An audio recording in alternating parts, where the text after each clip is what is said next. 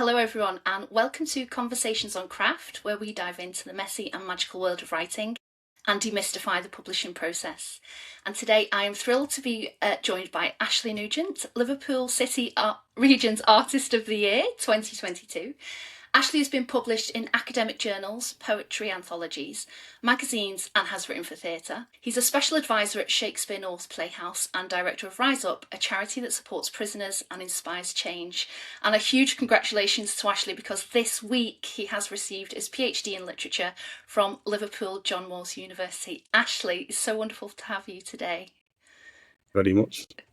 You can watch my novel, by the way, in the publishing. Oh, yes, and here is Ashleigh's first novel, which we're going to talk about today and unpick his writing process for this. And absolutely fantastic. I devoured this novel so quickly. Absolutely loved it. First, a disclaimer. I'm also from St Helens, Ashleigh. I don't know if you know. And I lived in Kirby for a few years as a kid. Oh, wow. So the disclaimer is I'm going to become gradually more Scouse as this interview goes on. And you must have recognised some of the references, even the ones that were kind of hidden. You must have recognised some of the places that I'm talking about in the book. Yeah, like Cindy's, and you mentioned nightclubs that I knew, and yeah. The Plaza. Yes. Oh, I quite enjoyed the Plaza. Yeah. Anyway, quick fire round. We're going to start with paper or laptop. Oh, both. So I am one of those people who can write straight into a laptop. But also I carry pen, and I have my own kind of Rise Up notebooks from my charity Rise Up, and my Rise Up pens. I have millions of these things, and I carry them everywhere with me. And I always have done this since I was really little, always have pen and paper with me. And ideas just come, and I always make sure to jot those ideas down because they come and they go. And if you wait till you get home, they might be gone. And sometimes there's a passage, for example, about 2/3 of the way into Locks, where Eon is talking to Negus, and Negus tells him about the history of how the African stories blended with biblical stories and the history of Eon's surname as a Jamaican maroon. And pretty much all of that was written pen straight onto paper and then transposed onto the computer, and a little bit of editing, but that pretty much just came out as it was on the side of the road in Stratford, just around the corner from from the Royal Shakespeare. Oh, you're in a good place, the right place for inspiration to strike. At the side of the little canal there that runs along the side of RSC. Wow. Oh, fantastic. What's your best time to write? Morning. So I've discovered this over the past couple of years. Really, I wrote nearly pretty much the whole of that novel. That novel, being the first novel, took me it took me 8 years to write that novel because it's such a personal novel. I had to get it right, and I had to get it out there into the world. So a lot of writers will write a novel, it's no good, try again, it's no good. They might write 4 or 5 novels before they write one that's decent, and then maybe get a publishing deal if they're lucky. I did that with this one story because I had to keep going until it was good enough that I was happy with it, and I somehow could get it out there into the world because it had to be my first novel. It meant that much to me. So that took me 8 years of going over it. It's rubbish. Do it again. It's rubbish. Try again until 3 attempts of writing a whole novel until I found my voice. Until I realised what they mean when they say "find your voice." I was like, what do they mean? But that was written all at night time. I had a very busy life. I had 2 young children. I was running Rise Up, which was a social enterprise at the time. And I've got a little room in the back garden that is now my daughter's drum room. I can see it from where I'm sat. And it's about the size of a postage stamp. And I sit in there, and my wife eventually said to me, "Ash, if you write after 10:30, you don't sleep. So maybe try and finish around about 10, 10:30 at night." But since then, I have discovered I've changed my lifestyle somewhat and given myself some time. And if I get up really early in the morning and write straight away, you can get a few hours in. And by the time other people are starting work, you feel great because you've done your writing. And I find, that I don't know, I feel just more kind of refreshed and creative. And with the morning dew, there's something about doing it in the morning that works better for me. Yeah. Fantastic. You described those 8 years for Locks. Can you talk us through that process? Like, when did you first get the idea? Was it, obviously, it feels very autobiographical. Can you talk us through those 8 years? Because it's a long time, isn't it, to work on a story? Yeah, Locke's is very autobiographical. I guess like a lot of people's first novels, because you know, if you want to write about something you know, then what do you know better than your own experiences? And there we go, Locke's, lovely I'm Locke. just holding it. If you're watching on YouTube, I'm just holding it up on Oh YouTube yeah, so we I could. yeah, it still gives me the shivers. It's a lovely, lovely feeling to actually have been published, with someone like Picador. That for a novelist, that's like a lot of people who don't write don't understand. That's like your X factor moment. It's the thing that you think people, even your mum tells you will never happen. One in a million, and then oh, I am the one in a million. There you go. So anyway, yeah, no, the story is really autobiographical. I would say 85% of what happens is what actually happened. People often ask me, did that really happen? That really happened? I've just Which is changed. horrific. Like when everyone reads the book, that's horrific, isn't it? It is. It was awful. um, so then, as soon as I got back from Jamaica, all the stuff that happened in Jamaica, as soon as I returned to England, I knew I had always known I wanted to write stories. I'd always written things. But at that time, I'd left school with one GCSE. I hated the education system. I hated the police because the police used to harass all the stuff that happens in the book, the police harassment, the racism. So at that time, I was incredibly angry, incredibly resentful. As I say, I had no qualifications. I didn't believe I was clever enough to be a writer. I felt like school had taught me that I wasn't clever. So then, but I still thought I will write this story, and I tried to write it, and I've got some of those notes in some old school books that I still had and stuff where I Right. tried to write it, and then I left that, and my life got even more off the rails until I was 21, and I eventually forced myself to go back to college and meet people who know about creativity and creative writing and stuff, and I eventually got through college and got through university, then thought, okay, maybe I can do this now. I got published while I was in university with an academic journal, and I mentioned those my two lecturers who inspired me to write and rewrite that piece and got it published for me because that gave me the confidence to believe. Well, they believe that I'm clever enough to be a writer, so maybe I can. So I was 30 by this time, and I'd left university, and I then started that 8 year process. And I'd done, I had, and I had a degree. So I had the first class degree as well in English literature, which again, I had to convince myself I am not thick, I am not stupid, I was clever as anybody else. I will get the best mark possible. I left school bottom of the class, but I'll leave this top of the class even if it kills me, and it nearly did. But I'd also done 2 years of a creative writing or imaginative writing degree at the same time. I started by doing a joint degree, and I was left thinking, well, that was all very interesting, but nobody's taught me the craft. Yeah. I don't really know how to write a novel. I find that with creative degrees, I have a lot of friends who've done creative degrees. They very often don't really teach you the craft. Um, so I then just like put pen to paper and just write a book and Yeah. got through it. And went, well, that's rubbish. I'll just try again, just start again, write the book again. Um, and it's only through my own study then over the years that I've come to realize, oh, I see. Okay, so this is how you can.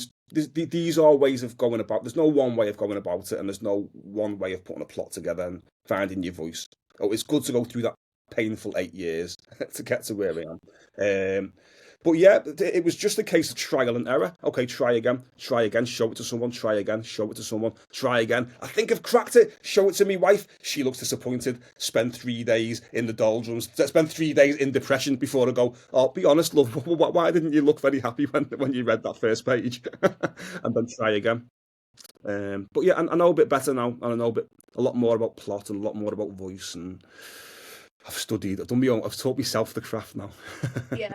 I'd say one of your strengths that I loved from your writing is that you can kind of slip into these changed states of consciousness. So when your character's like taking drugs, or there's this fantastic scene where he's in a car and he's too hot and he's been smoking weed, and your Mm. prose can navigate these changes of consciousness so beautifully.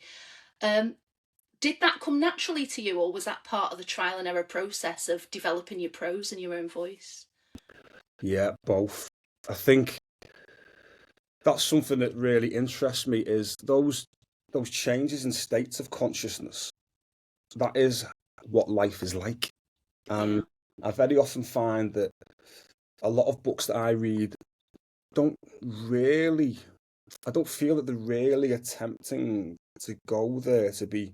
And I find this with human beings a lot in conversation as well. Like if you start talking about, I don't know, we can call it anything like altered states of consciousness or trance. These things happen to us every day. Every day we go in and out of what you might call a trance state. So, and we change the way that time works, and we change our perception of the world. We're making up the reality around us all the time. We only take in a very few bits of information any given second, and yet we create this imagined reality out of it, and we think it is reality. And this is just something I'm really interested in: is how minds work and what consciousness is and what altered states are.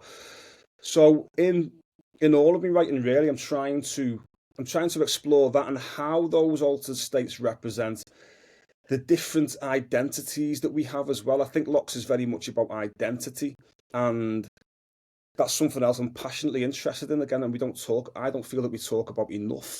So, because our deepest identity is not, I can say I am a man, I am a black man, a mixed race man, I am a Scouse man, a middle-aged man, a heterosexual man, a father, a charity CEO, whatever I can say. They're not really my deepest identity.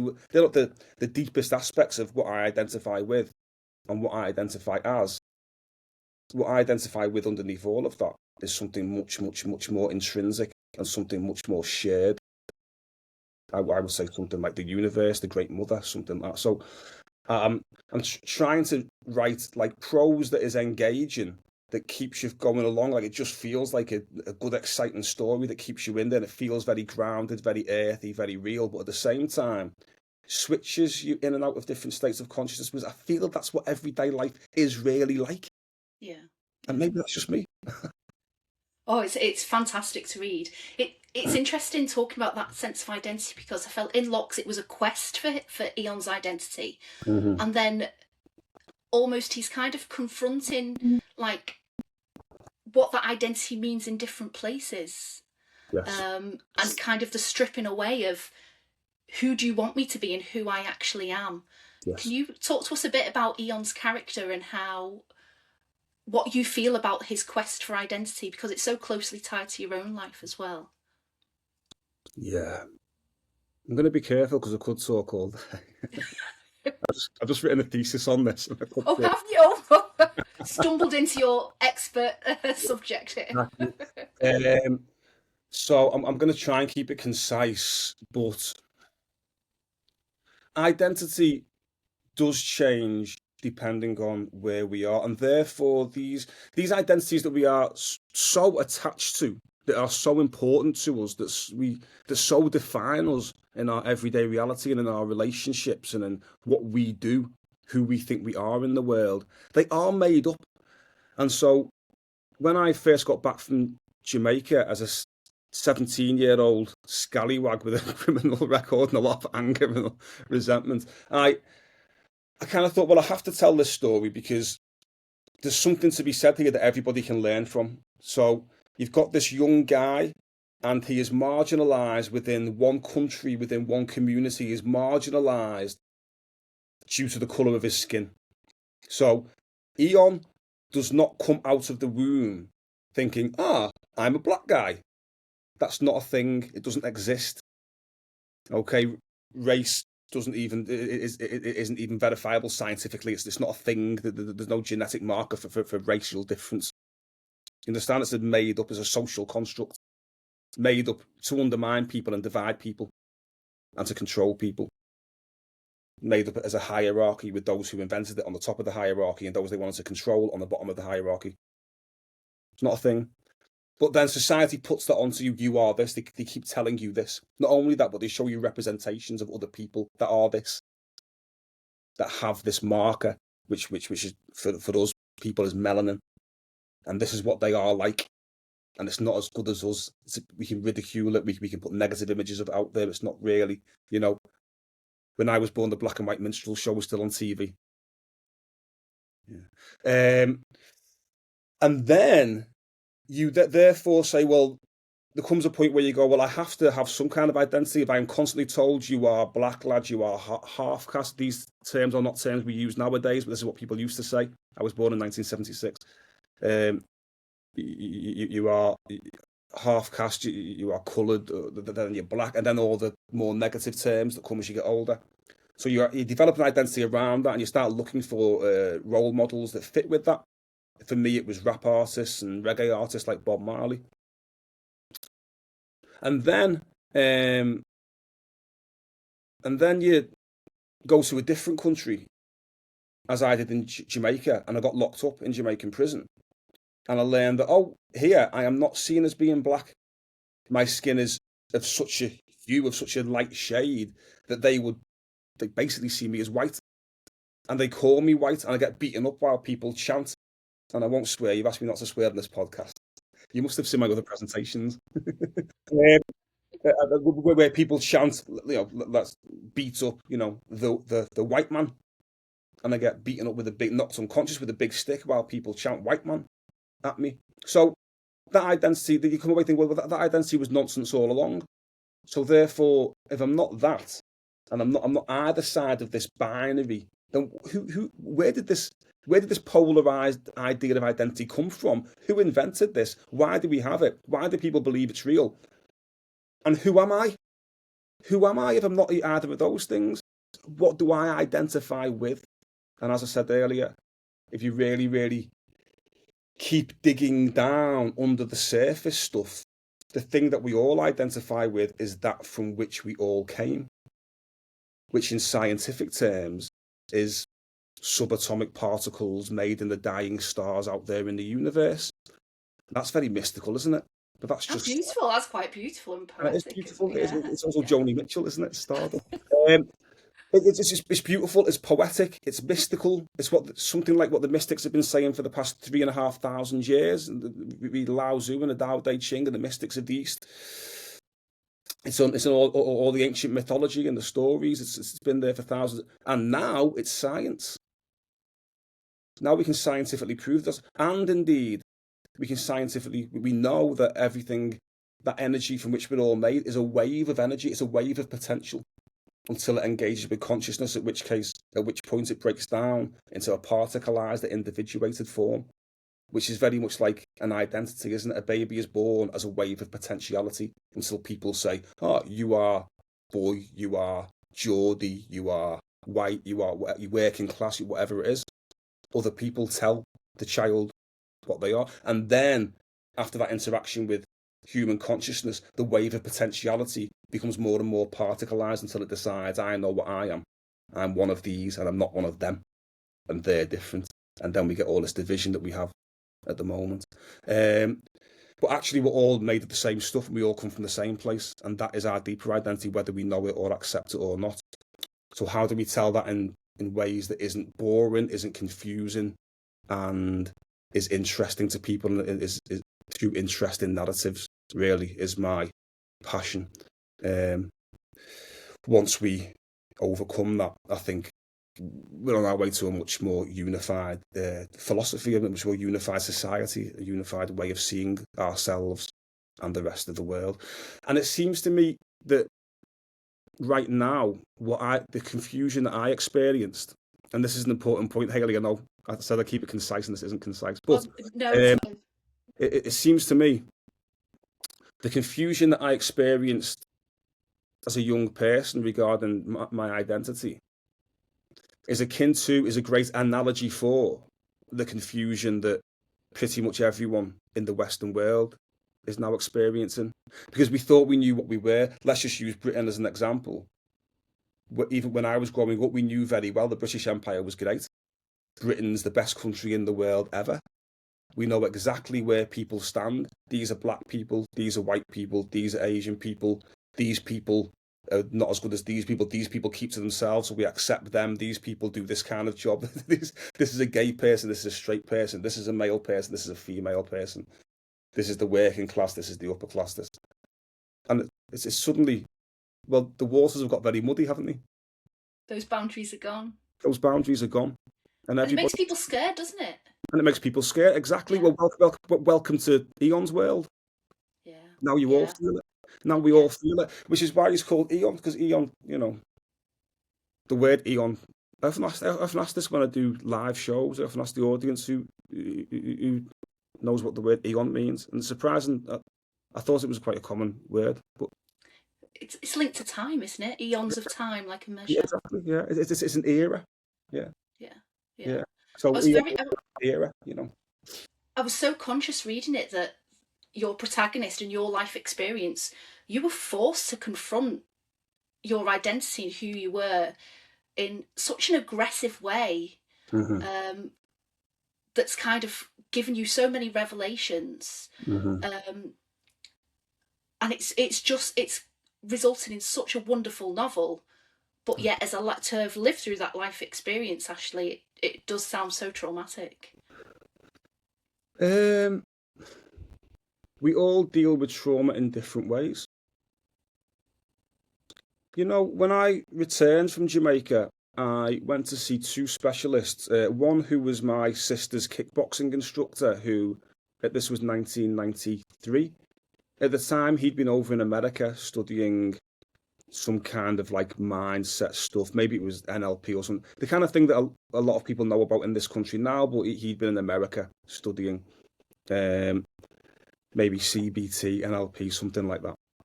And my sister booked me a session with him. She kind of forced me to go and see him to see if I was okay, how I was coping with the experience. And my mum and dad sent me to our GP, Dr Nugent, to have a look at my wounds. I'd been stabbed in multiple places. I had multiple stab wounds. But so they sent me along to the GP on the pretense of looking at these wounds and making sure nothing was infected. But actually, they said to him, Dr. Nimner, can you please like assess his mind and see how he is, if he's okay after this trauma? And both people reported back he's fine and he's okay. Not because I'm dead strong or something like that, but because there's something about experiencing trauma objectively. So if you read Man's Search for Meaning by Viktor Frankl, a lot of people have read that, gets quoted a lot. So he's in the concentration camps, and all his family have died, bar him and his sister. But there's something about the fact that he's a psychotherapist or a psychoanalyst, and he wants to write about these experiences. So he's observing this experience almost object. He's in it, but he's also out of it because he's observing it objectively. Oh, this is interesting. What can I write about this? How are human beings responding to this extreme trauma?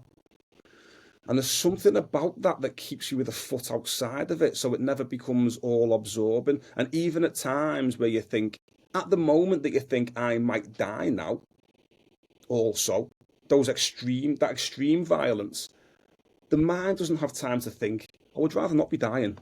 And that can Yeah, and like you slow down the prose and everything in your novel, like everything slows down. It's well, that is how it feels at times in those kind of experiences of extreme violence, because your body is an amazing machine, and time as well. Clock time isn't real time. And how we experience the world changes depending on what is happening in our neural processes and what's happening with the chemicals in our body. We are, an electrobiochemical machine. As well as other things, as well as I'd say there's a spiritual dimension, and things do change. How we all do that all the time. People think poets and mystics and stuff and novelists and storytellers are experimenting or being weird when we say this stuff. You all do this all the time. You all do it every day. If time goes fast when you're having fun, time slows down when you can't wait to get out of work. You're driving down the motorway, you've got a 6-hour journey to Bristol, and 45 minutes has gone by like that, and you go, oh, what just happened in the past 45 minutes? How did that happen? How come that felt like nothing? We all do it all the time. We just don't really consider why we're doing it. So yeah, so if you can kind of observe your life I don't mean this in a cold way. I'm still here. I'm still experiencing the things, but I've got one foot at times out of it as well because I find it an interesting life, an interesting thing to observe as well as to live.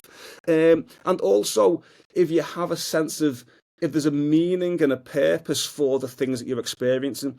So Viktor Frankl also says people in the concentration camps, sometimes they'll just give up and they'll die. And you'll know when they've given up because they won't even accept a free cigarette. So you know, if you offer someone a cigarette and they won't even accept a free cigarette, that's it. He won't be here tomorrow. Yeah. And you'd see that these guys would give up on life. This is just too much. And they won't accept any food, not even a free cigarette. Next day or two, they would be gone. And he said the only people that didn't die of deciding to give up, I know it's an unconscious decision. It's not necessarily a conscious decision, but kind of deciding. The only people that didn't decide to give up are those that had something outside of them that they believed was worth living for. So for him, he wanted to write the book that has changed so many people's lives, Man's Search for Meaning. For other people, it might be a god or a religion. For other people, it might be a wife or a husband that they want to go and find, or children that they need to get back to, or a community they want to help. Something outside of them, something bigger than them, more than them, that gives them a sense of purpose, which is a reason to be alive. And that keeps you going through everything. And I've come to believe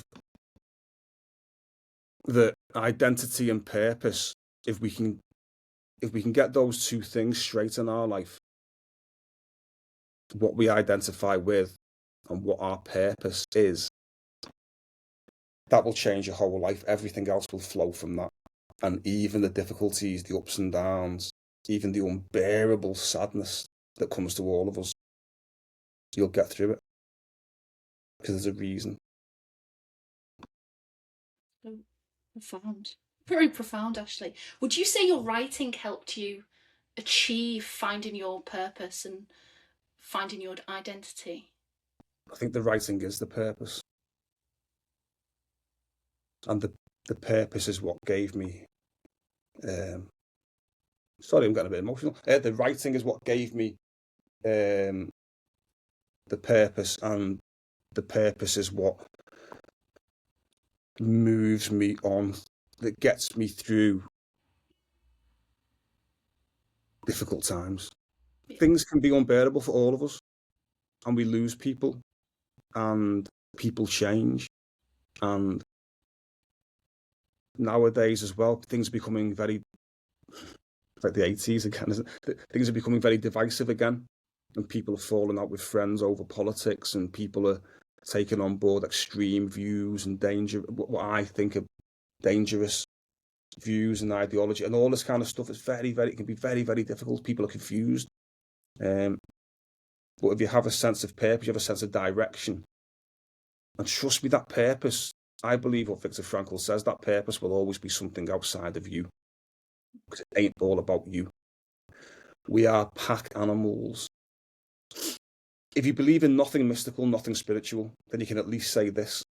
From what we know, we have evolved as pack animals like wolves. And we have only survived as a species because we work together. And we only survived even one generation as a species because we evolved this thing that we call love, empathy. And we could brandish a spear with one hand when we needed to, while simultaneously holding the baby with the other hand, and look the baby in the eye and feel what the baby feels and mirror the baby's facial expressions. Oh, you feel a bit sad, but it's okay. Without that, we wouldn't survive. So what's more important than that love and empathy and connectedness? Nothing is actually. That's not mystical. That's just sensible. It's interesting because your answer links back to that sense of identity, of almost how your identity is, like the power to fight and protect, but also that ability to connect with the baby and that love, and how you are, it's not one or the other, you are both things at the same time. Just like Eon is not black and he's not white, he's both at the same time. And it's not, and then the whole thing of gender and sexuality and all that kind of stuff. Obviously, I'm a man. I like being a man. I'm a proud man. I also have inner qualities that are feminine, like Jung would call it inner anima. And we all have both qualities. We all have all potentialities. We are all a spectrum. We are all a wave of potentiality. It's strange, isn't it? Because language has separated out and distinguished these things, but also it's lovely that in your novel you show that spectrum as well, how you can be both things. And Yeah. Well, thanks. And part of, thank you for saying that. And part of the mission, I think, what I'm trying to do is also to say those things in a way that anyone can get. So whether you're a real literary type, if you've got PhDs coming out your ears and you've been reading novels since you were 10, those people I'm so jealous of who were reading Dickens when they were 10, if you're one of them, you'll get it. But also, if you've never really read a full book and you haven't, because I work in prisons and all that kind of thing a lot, and I wanted people who haven't read a lot as well, or don't really know literature that well or whatever, to get it as well. So to say that stuff, which sounds really complex, doesn't it, and mystical and all that kind of stuff, but to say that in such a way that anyone can get it, or indeed can keep flowing with the story and get it unconsciously, whether they consciously recognise what's happening or not. Yeah. I've seen you perform, Ashleigh, and you have this skill, I felt, of transforming your novel into a performative work of art. Mm-hmm. And obviously, I know you've been really interested in rap and poetry. When you're writing, do you think about how you could perform it, or how it sounds, or how you present it? Like, do you view your writing? It feels like you view your writing process as quite do you know what I mean? Multi-sensory, as in I could perform this, or could you talk a bit about that? I don't write. I don't think about how it may come across in different different types of performance when I'm writing. I just write the way that I think works. So if I'm getting along now and I get to a bit where I'm thinking, well, I'm bored with this prose now, so now it's time to switch scene, or maybe it's now that the mood in the room has shifted, and now that I'm trying to express that something inside the protagonist has shifted into something that is better expressed rhythmically or poetically or musically, then now it's time to shift. So just because that's how I think, that's what keeps it interesting and keeps it flowing. And that they're my experiences, they're my influences. People say there was a lot of music in the novel, but that's because there's a lot of music in me. And I think any of us, we're talking about a 16, 17-year-old boy here. I think if any of us, if most of us, creative people particularly, think about our adolescence, we think about the songs that we were listening to, and those songs will still hit those breakup songs will still hit you in the stomach. Those angry raps from Tupac and NWA will still make me feel like I want to be naughty. You know what I mean? So that's just natural, I think. And so then, once Locks was done, once it was finished, and it was then, well, how do I get this out into the world? It kind of seemed, well, I kind of like speaking in public. I've done a lot of performance. What can I do with this? So then, after it was published, well, because I self-published it first before I got the deal with Picador, and I wasn't even on Facebook or social media or anything at the time, so I had to get myself on social media. I still had a Nokia. When lockdown started, I still had a Nokia. I didn't have like a fancy phone. So I had to get a fancy phone and an iPad and all that. I called it my marketing machine because it scared me. I thought, if I just call it a marketing machine and I go to it once a day and do some marketing, it's just work. So anyway, but how do I present it? How do I get people interested? How do I get noticed? So there's bits here that are musical, there's bits that are poetic. I can get someone to make little videos to go with those bits, and so it kind of just developed naturally. So engaging to watch. Can you tell us about that journey from being self-published and how you found your agent, Claire Coombs, and can you talk us through your journey? Yeah. So about 7 years before I finished the book, I did a writing competition called Pulp Idol with a organisation called Writing on the Wall, who do the amazing Writing on the Wall festival. Irving Welsh is called the best literary festival in the country, I think, or maybe in the world. I don't know. Well, it's great. So you do that once a year in Liverpool. Everyone, if you don't know about it, you should look up Writing on the Wall, and you should come. It'll be on this May, and you should come to Liverpool. Have a look who's coming. Always great speakers and great events. So anyway, I did a competition with them. And if you get into the finals of the competition, reading out a bit of your novel in front of a panel of authors, then you get published in one of their little books. Mine's there just behind me, the purple thing there behind me. So I got into the finals and I flew back from a holiday in Spain with my wife and kids. I flew back, much to the much to the annoyance of my It's wife. still out.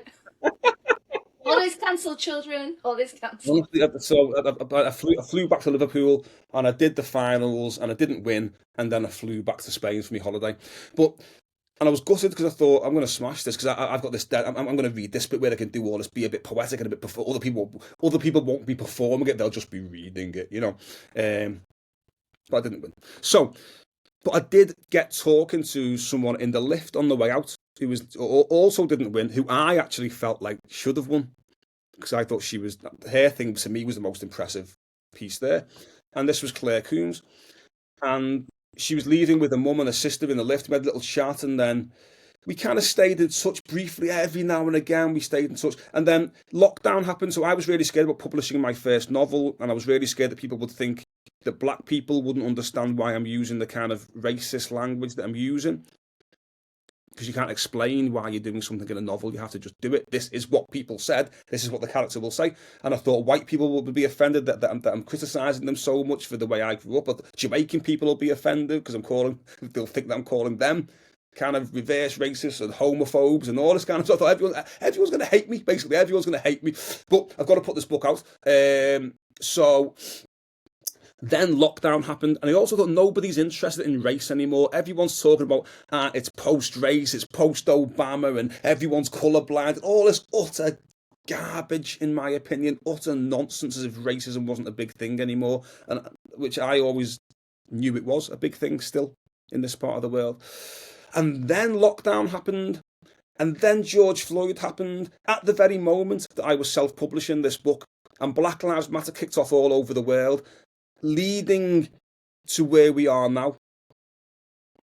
Oh, people have realised that people are very, very racist still, it would seem. And at that time, Claire Coombs, the girl I met in that lift, had just started Liverpool's first ever literary agency. Liverpool's first ever the Liverpool Literary Agency. So I contacted her. I said, "Oh, by the way, that book that I did, that writing on the wall thing, like 7 years. I think she'd published like another 2 books since then. I'd just finished this one, and I was like, you know that thing that book I was on about. I finished it, you know." And she's like, "Oh yeah, send it over." And they took me on board, and within a couple of months, they got me talking to, you know, some of the biggest publishers in the country. And then we had a Zoom. We were in lockdown, and we had a Zoom meeting with the team that had just put out Shuggy Bane. Just looking for it on myself. That had just won, you know, the Booker Prize. You know, Ravi and Ravi's team that had just put that out. We had a meeting with them guys. Oh, actually, what a moment. That's Yeah, yeah. incredible, isn't it? And we just let them talk. And there was 3 of them, and they just basically talked basically to us about how much they loved the book. You know what I mean? And me and Claire just went, mm-hmm. Saying nothing, just saying nothing. Only talking if they ask you to, just saying. And then we got off the Zoom call. We were like, brr, brr, you know what I mean? And I said, yeah, I said, tell them we've got other offers. Anyway, yeah, and they said, "Oh, tell him like we'll like put the offer up if he says yes by midday tomorrow." And I said, "Well, I was going to say yes anyway. It's Picador, man. My myself, just Picador, do you know what I mean? Wow. So yeah. But you know, I've got to say, when I did self-publish it and I put it out there in the world, I've done a lot of creative things, and I put like albums and songs out and stuff. And sometimes you put things out, and the world meets it with a collective shrug of the shoulders. It feels like it's just like, you put your heart and soul into making these songs or whatever, and you put them out there. Especially nowadays, once people start putting things out on MySpace and then Bandcamp and whatever. Now it's all Spotify and all this kind of stuff. You go, put it out there in the world, and the world goes, oh, that was, such an anticlimax. Whereas with locks, Liverpool took notice. The Liverpool people really, really took me on board, and then the creative kind of community took it on board, and people were really, really, really positive and supportive, and that kept me going because it was a really scary time for me. That kept me going, and I think it also made other people take notice because people were then sending me in, even though it was when it was self-published, people were sending me in reviews and stuff, and reviews were going up on Amazon, and yeah. So I'll always be massively humbled and grateful to the Liverpool community and to the creative community that supported me before I had a deal. Did your book change much? Once you had that publishing house on board, did they take you through further edits? Did the book change significantly? Yeah. Having like studied writing and read, writing magazine and listened to authors over the years, I fully expected that what happens next is they take the novel and they go, you change it into this, and there's these million edits. Now with my book, because I decided, because I had put things out before and I tried to get a record deal in the past, I decided this time I'm going to do things my way, and I'm not going to wait for somebody to come and give me a publishing deal. I'll make the noise, and if I have to keep making a noise, I'll keep making a noise, no matter where that goes. So this time I really, really polished this book up. So I paid for my own editor, and then I paid for a proofreader, and I got my wife to do a lovely cover. So this, some people still have this. This is the self-published version. You see? Gosh, Yeah, that's incredible. Did your yeah, wife yeah, design that? yeah, That is beautiful. Oh, look at the key on it.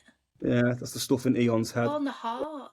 Yeah, yeah, yeah. So it was quite professionally done for the self-published novel, and so then by the time Picador got hold of it, um, they basically said, and I also thought there's all this offensive language, there's offensive, racial epithets. There's people talking about gay people and women, and there's sexist.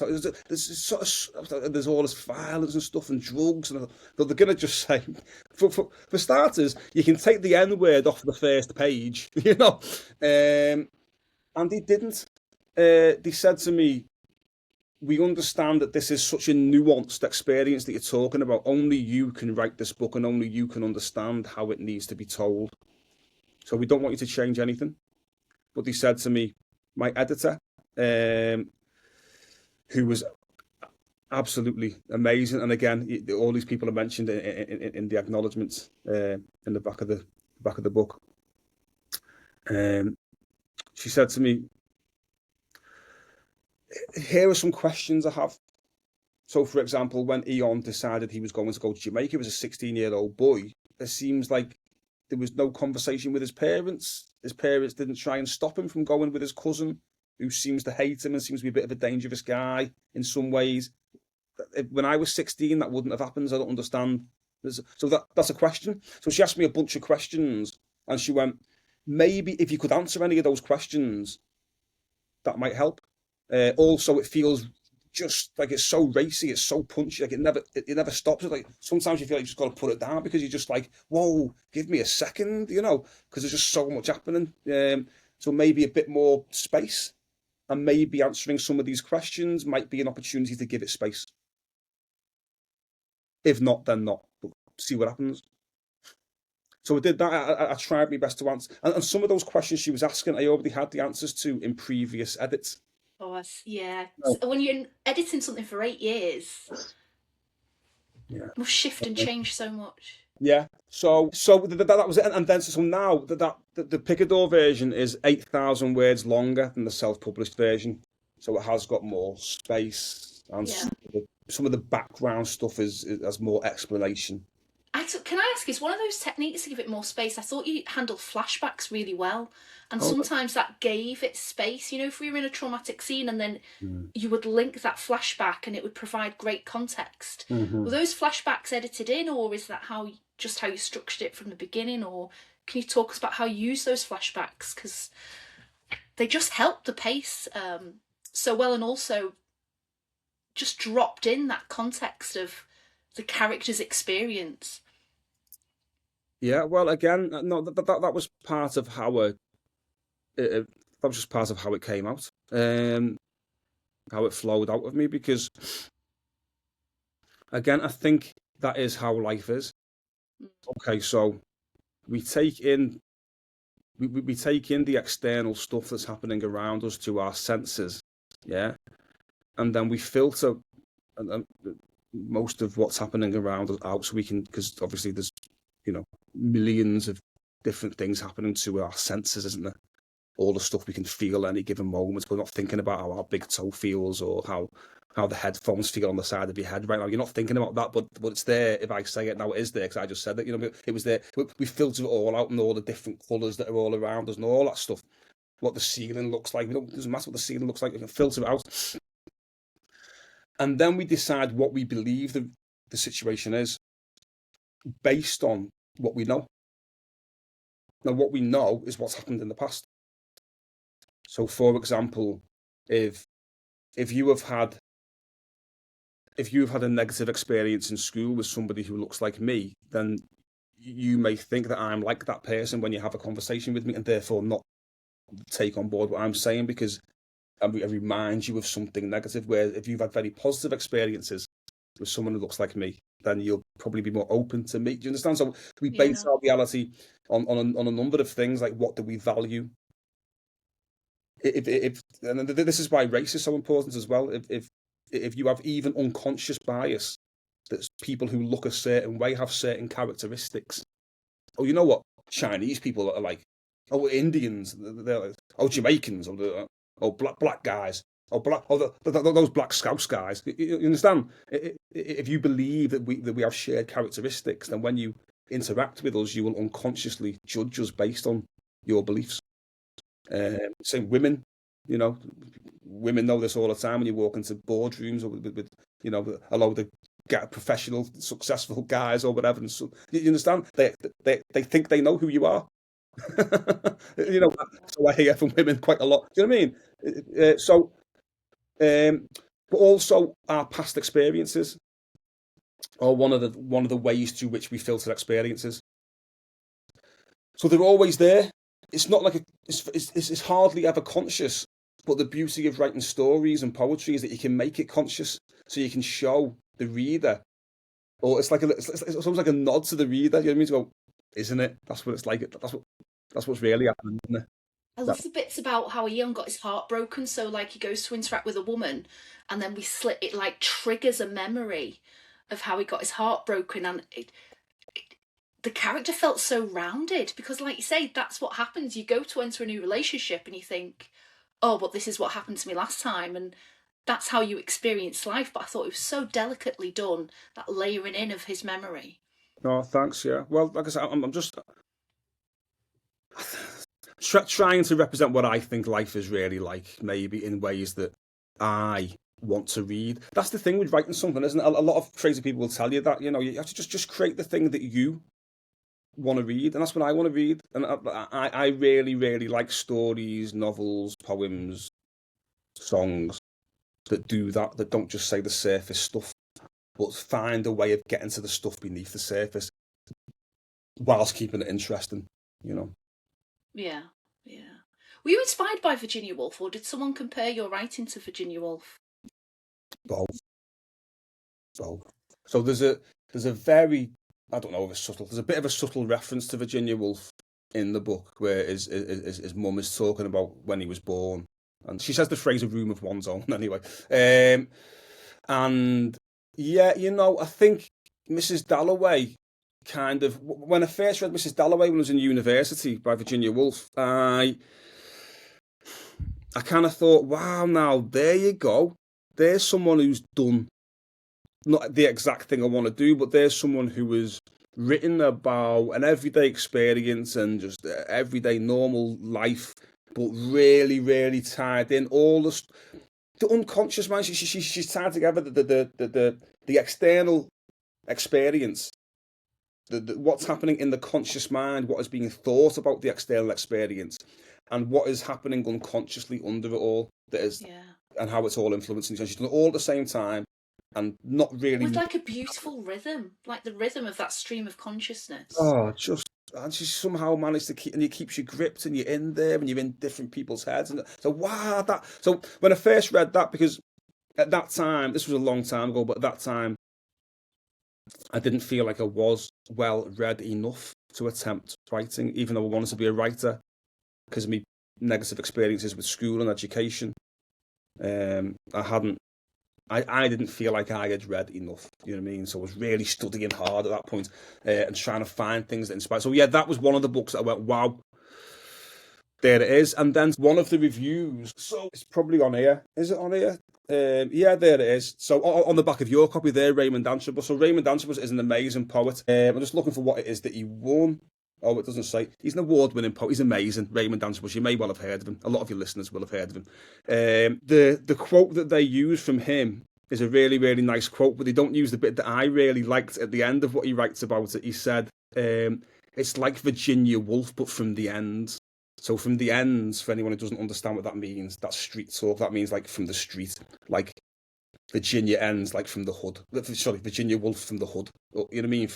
You mean Virginia Woolf, but like if she was like, getting stabbed and smoking spliffs. You know what I mean? Sorry, did I just say something I can't say? Have I made you have to say it now? No. Uh, No. yeah. Oh, So I think I saw that, but you did an interview with the Guardian, and I think that quote might be in there in that interview. maybe. Yeah.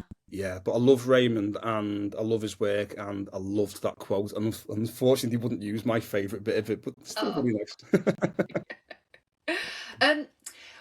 Finally, what would you say to any writers who feel like the barriers to publishing are too great? Do you have any advice for them?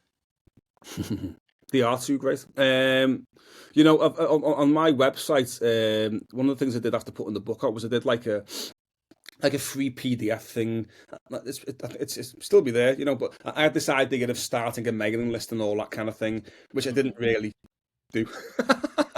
but I wrote this free PDF that people could download and you get on a mailing list, whatever. And it was kind of like what I'd learned through going through this process. So my top 10 tips now I've got to this stage. So I've gone through all the pain of learning and studying and writing and rewriting and then self-publishing all the way to having a published novel. And then they've got like a TV option and a film option deal and all that kind of, we're still trying to get the commission to get it on the screen. But it got the options. Who knows where this will all go? But that again, going from nothing to so anyway, I wrote this like it's my kind of top 10 kind of tips. And the first tip, I thought, what's the first thing I want to say to people? I want to say that we say in Liverpool, sack it off, give it up.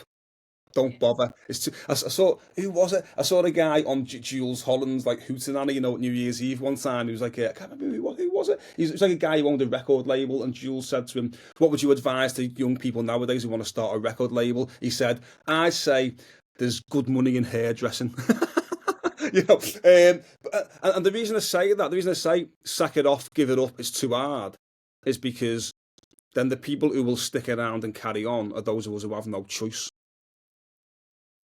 If you want to be a writer, you want to be in the creative industries because you think it's cool or you think it's something good to try or whatever. But it's great as a hobby. But if you really, really want to make something of it, you will need you may need to keep going at it for decades with no reward.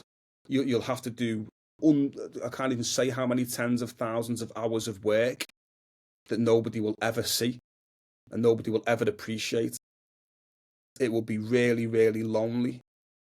you'll have to dedicate your life to it. Like this is, I mean, if you could, if you, the guys here could just look around this room and around my house and just see there's just books pouring out of everywhere. It's ridiculous, and you don't know whether anyone will ever give you a single pat on the back for any of that stuff, and that may go on for decades and decades. It may go on for the rest of your life, because if anybody ever gives you a publishing deal or gives you some like an award or any recognition at all, that will be because not only did you study really, really hard, not only did you work really, really hard, not only did you go through the trial and error over and over again, feel the pain and just keep on going, take the rejection, keep on going, rejection, keep going over and over again.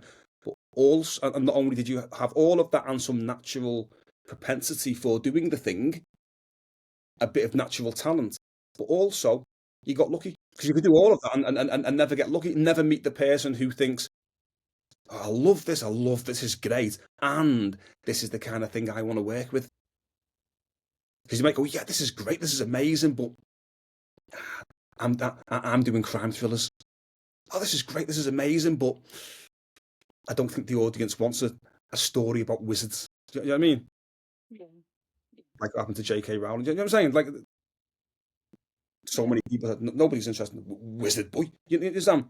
But then when then eventually you got lucky, you know. Great advice. Is that PDF still available, Ashleigh, on your That website? will unless the guy unless Aaron, who does my things with my website, Aaron, is it still up there? Unless he's done something wrong, yes, it will still be up there. Just go to my website, just at ashleighnugent.com, and click on a button at the bottom somewhere. Super. We'll put links into that in the show notes. Ashleigh, it's been incredible talking to you today, and thank you so much for your time.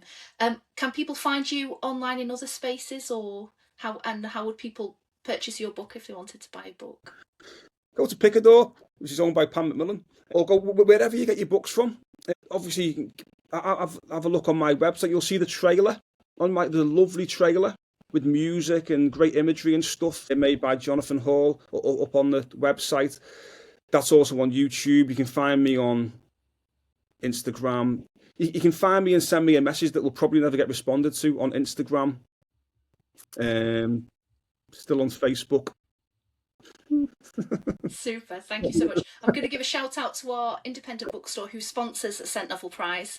So if you're local to the Northwest, Messrs Fletcher and Frost in New Brighton, I'm sure they will order Ashleigh's book for you also. Ashleigh, thank you so much. Hayley, thank you so much.